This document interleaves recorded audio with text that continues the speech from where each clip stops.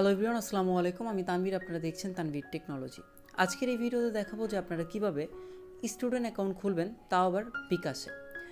আগে আমরা খুলতে পারতাম না বিকাশ অ্যাকাউন্ট। আমরা যারা স্টুডেন্ট আছি, আমাদের বাবা মা, দাদা দাদি, নানা নানি অথবা চাচা চাচি, তাদের অ্যাকাউন্ট দিয়ে আমরা বিকাশে লেনদেন করতাম। বিকাশ দিয়ে স্কুল কলেজের টাকা পয়সা দিতাম অথবা বিকাশের মাধ্যমে লেনদেন করতাম তাদের আইডি দিয়ে। এখন বর্তমানে আপনারা চাইলেই আপনাদের মোবাইলের অ্যাপ দিয়ে বা বিকাশ অ্যাপটি নামিয়ে আপনারা স্টুডেন্ট অ্যাকাউন্ট খুলতে পারবেন। তো এর জন্য আপনাদেরকে তিনটা জিনিস প্রয়োজন হবে।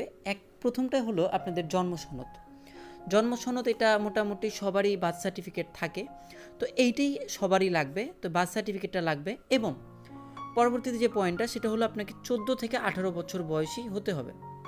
তারপর হলো আপনার বাবা অথবা মার বিকাশ অ্যাকাউন্ট থাকতে হবে এবং সেই নাম্বারটা আপনাকে এখানে অ্যাড করতে হবে।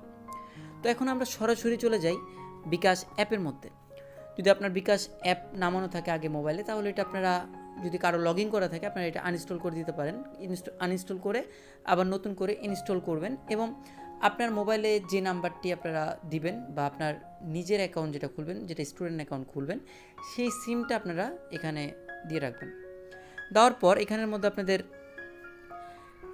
এরকম দেখাবে, এরকম ইনস্টল করার পর এরকম দেখাবে। তো এখান থেকে আপনাদেরকে লগইন রেজিস্ট্রেশনের মধ্যে ক্লিক করতে হবে।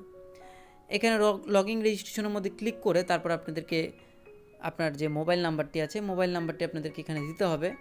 দেওয়ার পর আপনাদের এই মোবাইলের মধ্যে একটি কোড যাবে।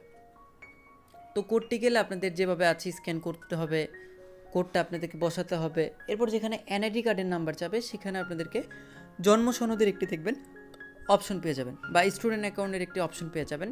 সেই অপশনের মধ্যে আপনাদেরকে ক্লিক করতে হবে। ক্লিক করার পর সেখানের মধ্যে আপনাদের যে জন্ম নিবন্ধনের যে কোডটা আছে, দেখবেন যে কতজনের 10 ডিজিট, 12 ডিজিট, 16 ডিজিটের একটি কোড থাকে। সেই কোডটা আপনারা এখানে বসিয়ে দেবেন।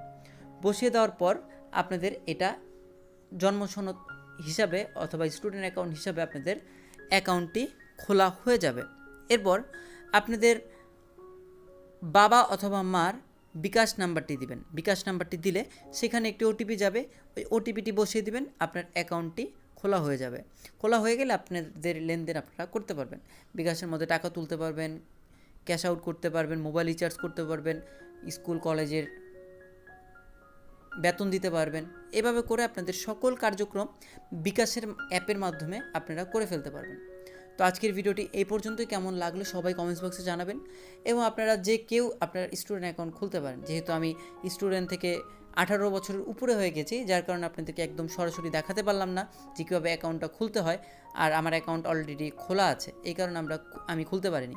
সো আপনাদের যেভাবে বলেছি সেভাবে আপনারা করলে আপনাদের অ্যাকাউন্টটি খোলা হয়ে যাবে। বাই বাই, সবাইকে ভালো থাকুন, সুস্থ থাকুন, এই শুভকামনা করছি। দেখা হবে পরবর্তী কোনো একটি ভিডিওতে।